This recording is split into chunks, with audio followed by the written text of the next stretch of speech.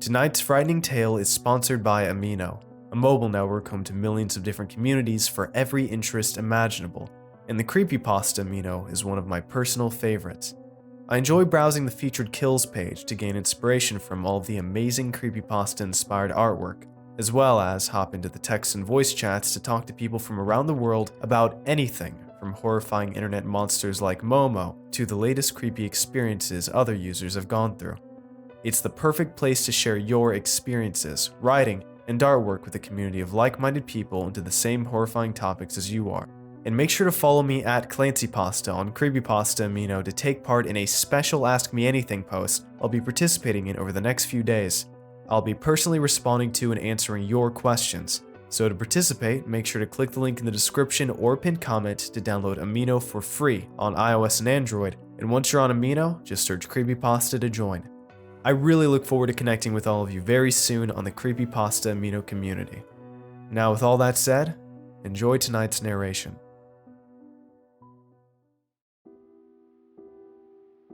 July isn't the easiest month of the year for me. I suppose in most people it brings to the surface memories of summer break and hot sunny days by the poolside, soaking up the sun without a care in the world. And that was the case with me too, all throughout my childhood and early adult life, until July 5th, 2 years ago, the day my little brother disappeared before my very eyes.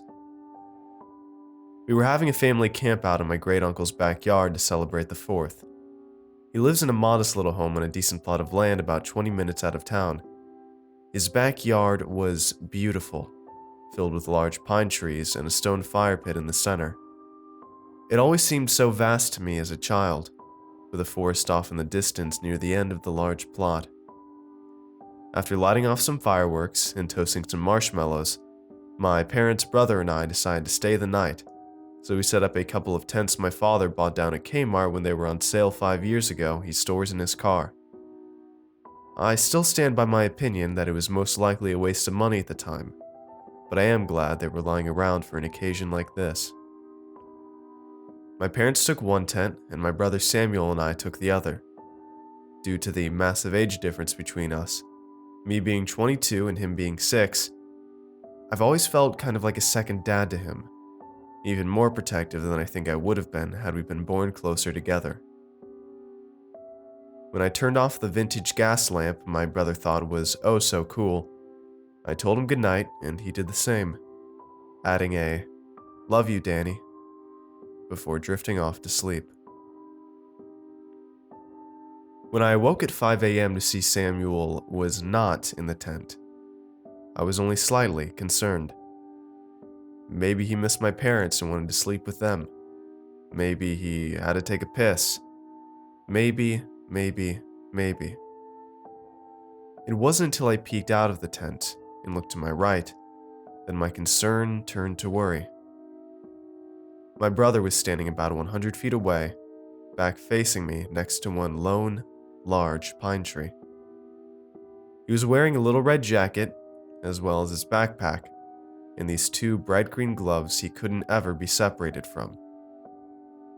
He wasn't moving, just staring off into the distance, back towards the dense forest. His lack of movement was contagious, and I ended up freezing at the side of him. What in the hell was he doing? After watching him watch nothing for a while, I decided I'd spent enough time waiting around. The moment after I said, "Hey Samuel," he looked immediately to his left towards the large pine tree, and then walked right behind it, out of my field of view. I stared at the tree for a few long seconds before getting up and beginning my walk towards the pine. Now please keep in mind that this tree was a good ways away from any of the others, and was more or less the only artifact on an otherwise completely flat and boring area of the yard. So when I rounded the corner behind the tree to find my brother was nowhere to be seen, you can imagine my horror and confusion. My parents and I searched the yard for about 5 minutes before calling the police. They weren't able to find anything either. 2 years later, and there's still no leads. Nothing. My brother just stepped behind a pine tree and disappeared without a trace, including his backpack and everything else he had on him. The only thing that piqued the investigators' interest even for a second was a clump of long black hair they found about 15 feet from the edge of the forest, though this was dismissed almost immediately after they noticed the similarity to my father's clean-cut jet black hair. Though I don't know how his short hair could form a clump of long strands like that, or get that far out into the distance from where we were that night. Anyways, I went to visit my brother's grave last week. My friend Jacob came along with me, despite my frequent reminders that he shouldn't feel like he has to. But he's a good friend, always going above and beyond to try to be there for me. And that includes standing in the middle of a graveyard with me on a rainy day while I pay respects to Samuel. It's painful enough visiting your little brother's grave in the most normal of circumstances, whatever the fuck that would be. But the fact that his grave stands empty, and I'm no closer to him standing right in front of his tombstone than I would be sitting on my couch, really disturbs me. The events of that night 2 years ago loop in my head constantly. Just peeking out from the tent, seeing my brother beside the pine tree, watching him walk behind the pine, and then what? What happened next? What happens when you turn the page? I'd been standing there long enough for small talk to not seem so inappropriate anymore. Jacob and I started talking about some YouTube drama we found mutually amusing, and then moved on to talking about some of the creepiest shit we found online. I'm not much of a believer in the supernatural, but I do enjoy suspending my disbelief to really get into a scary story, urban legend, or ghost photo every once in a while. He started telling me about this Momo girl, or creature, or whatever it is. It's a girl with large, lidless eyes, a long face, and an inhuman mouth that curves up like a weak check mark. She also has long, greasy, black hair.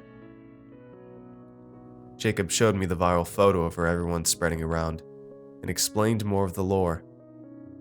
Apparently, someone was able to link Momo's photo to a phone number on WhatsApp. There's been a few copycat numbers on there as well, with people trying to impersonate Momo by posting her unnerving photo to their page. But the one that far preceded these copycats, and that most people regard as the original, is from Japan.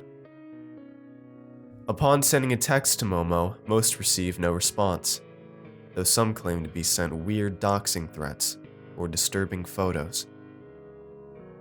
This creepy urban legend was fun to speculate about, no doubt, but the fact that almost everyone who texts the phone number doesn't get a response led me to believe that, just like all of the other urban legends I've stumbled across on my time browsing the web, this one was just a hoax. You gonna send her a text tonight? Jacob asked. I don't know. You gonna write a letter to the Tooth Fairy? Jacob rolled his eyes. Yeah, try to act macho all you want, man, but I know deep down you're a little scared. I mean, it is a really creepy photo. I'm not scared, man, I said. I've just been on the internet long enough to know a bullshit creepypasta when I see one. There's nothing more believable about this thing than there was about Slender Man, or the Rake or something.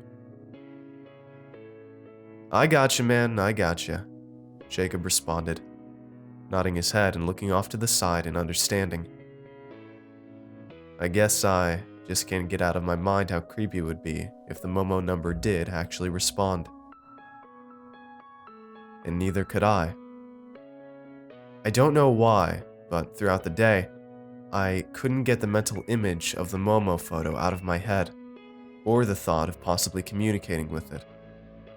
My logical side was telling me to focus on more productive things, like lying on my couch eating through a family-sized bag of chips, watching the latest episode of Comedians in Cars Getting Coffee. But my illogical side, which was much more seductive, by the way, was telling me to indulge in my fantasy. Send a message to Momo. Maybe she'll respond. Respond with what, I didn't know. But that was all part of the fun, the mystery of it all. After stirring over the prospect of reaching out to her all day, I decided I'd had enough and grabbed my phone. I downloaded WhatsApp and looked up Momo's alleged number, and sure enough, seconds after adding her to my contacts, I was greeted with that horrifying face. I felt a rush of adrenaline as it flashed across my screen. Even though I knew it was probably bogus, that didn't change the way I felt staring into those large, lifeless eyes. I started a text chat with Momo and quickly sent the message, "Hello." I began beating myself up almost immediately after sending it, trying to think up an introduction that could have been any more boring or generic. Regardless of whether or not this thing is real, whoever's running the phone number will probably be much more likely to respond to a message that's a bit more interesting. I thought for a few moments before sending my first proper message. Show me something I won't believe.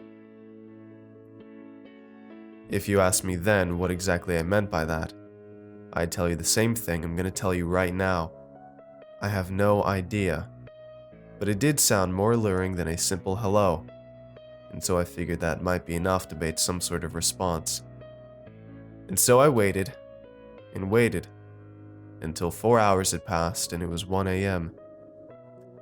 I put down my Xbox controller and stretched over to my nightstand and grabbed my phone. No new texts from Momo. Should have figured as much. I mean, I pretty much already knew it had to be a hoax, but I guess I let my fantasy and desire for some creepy excitement get the best of me. I'll probably delete WhatsApp in the morning and forget about this whole Momo thing for the most part within a week or so after the hype dies down. I plugged my phone into the wall, turned the lamp on my nightstand off, and closed my eyes, ready to drift off into the dreamscape. My eyes squinted open as I heard my phone receive a text message. I turned my head to look at the clock. It was 4 a.m. Jesus Christ, it's fucking late. Who would be messaging me this early in the morning? I rolled over and grabbed my phone to see who I was going to be pissed at the next day. But upon unlocking my phone screen, I was greeted by Momo's carved smile and piercing eyes on the message page. I jumped back a bit in shock. I don't care who you are or how tough you perceive yourself to be. When you're woken up in the middle of the night, and the first thing you see is Momo's face staring right back at you, you're gonna be startled. I hadn't received a text response from her, but I did receive a photo. My pulse picked up a bit. I wasn't expecting any sort of response to begin with, but a photo. I clicked on the conversation and loaded up the image. At first, I wasn't quite sure what I was looking at. Expecting some highly disturbing shock photo, I was underwhelmed by the benign image I found in my texts. No blood, no guts, nothing. But then the realization of what this was hit me like a freight train, and all of the blood drained from my face. The photo was taken in the woods either very early in the morning or very late at night, with some sort of external light source behind the camera, most likely a lantern or a strong flashlight. I could make out some trees surrounding the dead leaves and branches covering the forest floor. But what really got me, and what is the entire reason for me writing this now, were the 2 bright green gloves laying on top of the debris. They were the exact kind my brother was wearing the moment he disappeared. Just like the moment I saw my brother standing next to that pine tree over 2 years ago, I froze. My eyes darted around the screen, looking for some detail that would rule out any connection to my brother, but it looked identical to his beloved pair of gloves. After a few moments, I forced myself to snap out of it. I downloaded the picture and did a reverse image search on Google, to try to see if whoever's running this Momo account just got some random image from the internet, and my perceived connection is all a big coincidence. But the reverse image search came up empty. Wherever this photo came from, it didn't come from the internet. At least not the surface web. Panicked and without thinking, I shot Momo another text. "Where did you get that photo? Who the fuck are you?" I sat the phone down. I couldn't stare at that disturbing image any longer, and I was getting dizzy. I went to the fridge and grabbed myself a cold bottle of water to try and soothe my dry throat. I leaned my back against the fridge door and took a long drink from the bottle. My head was spinning. I could barely even think about what this could possibly mean. What does Momo know about my brother? And where in the fuck did she get that picture from? Another text alarm from my phone brought me back to reality. I rushed back into my room and unlocked the phone. Another image. I braced myself and viewed the photo. This one was also taken in a forest. The camera was positioned in the middle of a trail path leading out of the dense forest and opening up onto a large lake with a pier and a small wooden boat. The sun was just beginning to come up, but there was still enough light to make out the scene. The majority of the light this time was coming from reflections on the lake, so the dense trees were dark and shadowy in contrast. There were two things I noticed in the photo. The first was the forest trail itself. It's called the Tillinson Trail, and is actually located within the same forest that connects with my great uncle's backyard, though maybe a few miles or so in the distance. It opens up to Lake Sage, and I know exactly where it's at. The other thing I noticed was the short, 3.5-foot tall figure leaning up against a tree at the entrance of the trail. It was too dark to make out many details, but I could see the defined outline of something it was wearing, like a backpack. That couldn't be my brother, could it? What would he be doing standing out in the forest at that time of night? I looked out of my window to see the sun was barely starting to come up as well. And then I looked back at the photo. Could the image have been taken just moments before I received it? The lighting would definitely be the same if that were the case. And the trail is only about 30 minutes away from my apartment. I decided it wouldn't be wise to pass up this opportunity. I grabbed my phone, jumped in my car, and started speeding down the lonely country road towards the forest. Rain was starting to come down in a light drizzle as I pulled off of Elmore Road into the parking lot of the Tillinson Trail. The location where Momo's photo was taken was on the other side of the path, but with the forest being so large and how much time it would take for me to drive around it to get to the other side, I figured it would be faster to just cut through the trail itself. I hadn't been to the trail in quite a while, and was surprised by how run down it seemed. I had to constantly step over weeds and saplings throughout the trail, as well as duck under rogue tree branches that have grown their way through the middle of the path. You can get through it, of course, but I can't imagine how the average trail hiker would enjoy such a rough and unrelaxing walk. As I turned the last corner of the trail, I was given a straight-shot view down the end of the path opening up to Lake Sage. The exact perspective from the photograph Momo sent me. And the childlike figure was still leaned up against a tree at the edge of the forest. My heart rate went into overdrive. I felt my whole body tense up and begin to sweat profusely. I began sprinting towards the edge of the path, towards the little brother I watched disappear before my very eyes 2 years ago. I couldn't comprehend how he could be here now, but I also couldn't comprehend how he could have disappeared in the first place. I suppose if he was able to snap out of existence 2 years ago behind that pine tree, then he should be able to snap back into existence beside another. Given the circumstances and how the laws of nature seem to no longer apply, that makes sense, right? As I came within 15 feet of the figure, I could make out not only the backpack over his shoulder, but the little red jacket he was wearing on the night of his disappearance. If it was ragged and dirty, I wouldn't have been surprised in the slightest, but the jacket was vibrant and pristine, like it was brand new, and didn't just spring back into existence after a 2-year vacation from reality. The hood was pulled up over his head, and from what I could tell, his hands were placed in his jacket pockets. I was now just a few feet behind him, and had slowed to a walking pace. I observed him from behind, not prepared to come face to face with the child I've thought about every night as I drift to sleep for the past 2 years.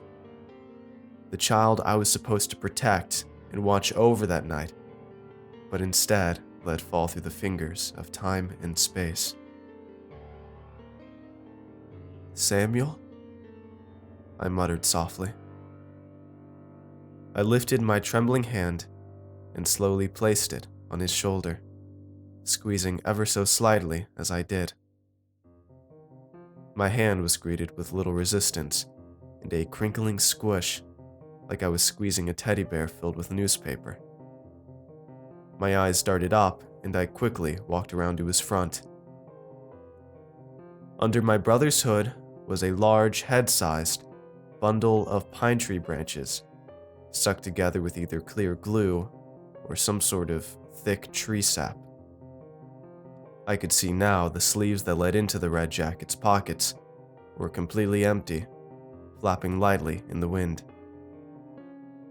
Using my foot to lift up one of the pant legs, I realized this counterfeit body was being supported not by 2 legs, but 2 large tree branches, buried in the ground and leading up through the pants into the jacket's abdomen. This was not my brother. Or maybe it was, and this is what's left of him. Perhaps he tried to come back, but the only thing that made it out of wherever he was being kept was his jacket, backpack, and pants. I looked over this pseudo-Samuel for a moment, and then turned away, gazing out towards the lake.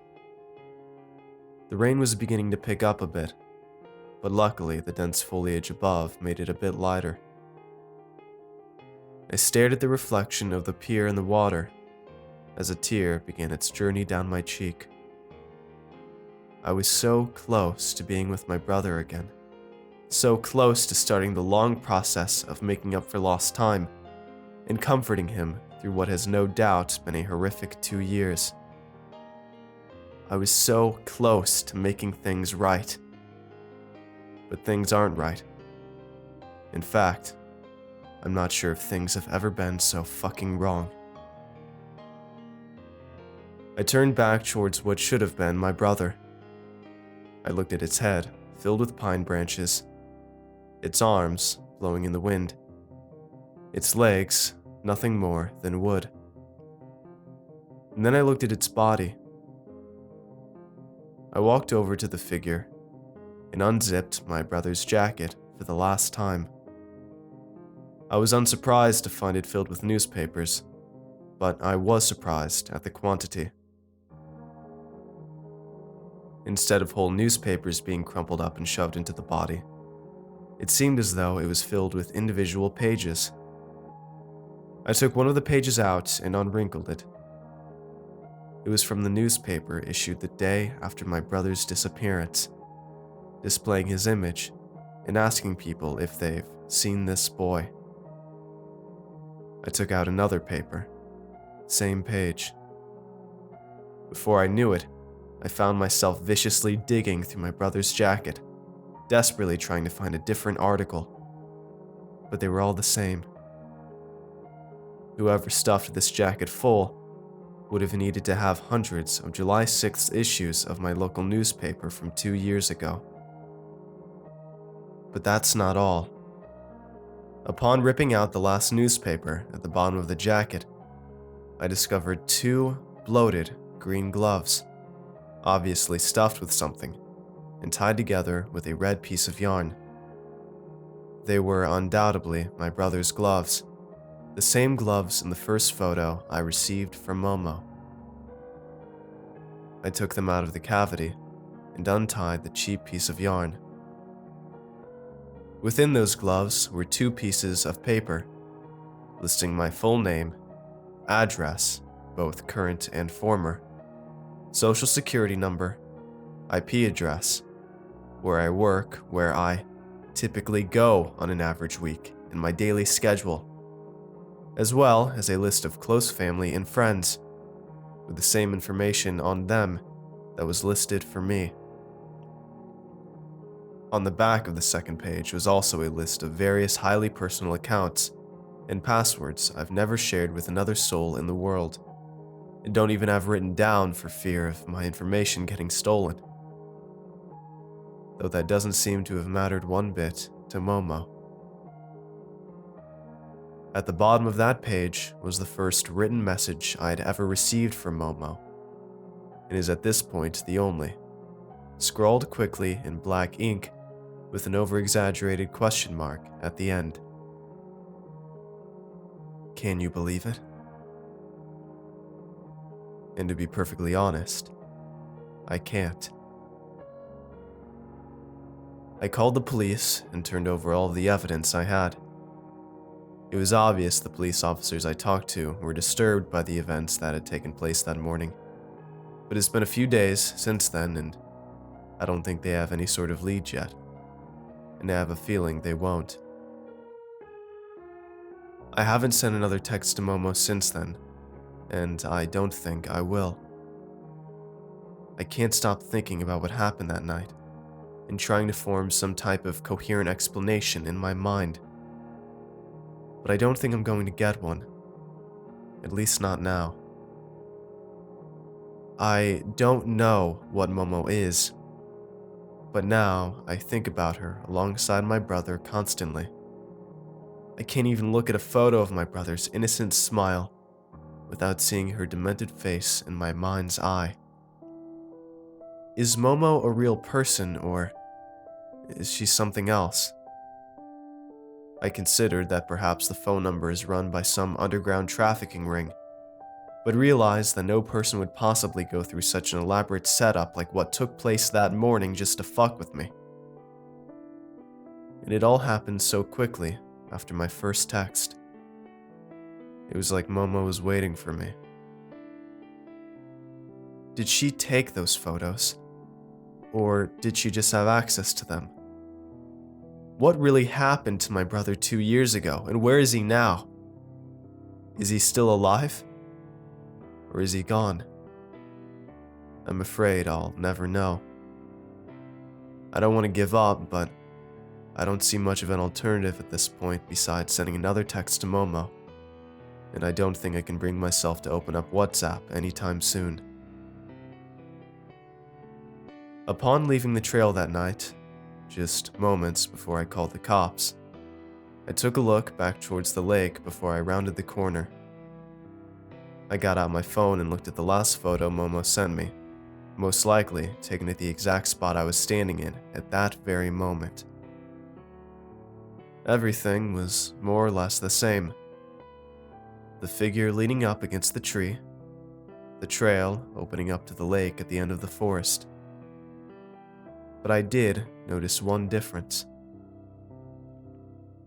The spot next to the pier that was previously home to a small wooden boat was now vacant, and I could see something behind the dense rain floating off in the distance, carrying what looked like 2 human figures, one short and child-sized, and one standing tall and inhumanly skinny.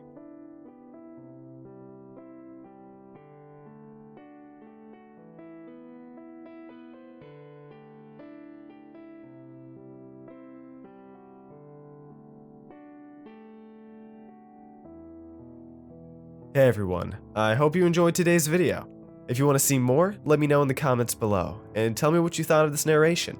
Make sure to follow me on Twitter for updates, and if you'd like to get early videos, shoutouts, and much more, I'd appreciate it if you check out my Patreon page. It's a place where you can help support my channel while getting awesome rewards in the process, and every pledge helps out a ton, no matter the size. So if you'd like to see all the rewards I offer and consider becoming a patron, it'd mean a ton to me if you'd click the link in the description and just check it out. And don't forget to show some love to the amazingly talented authors who make these narrations possible. Have a good night, everybody. Cheers.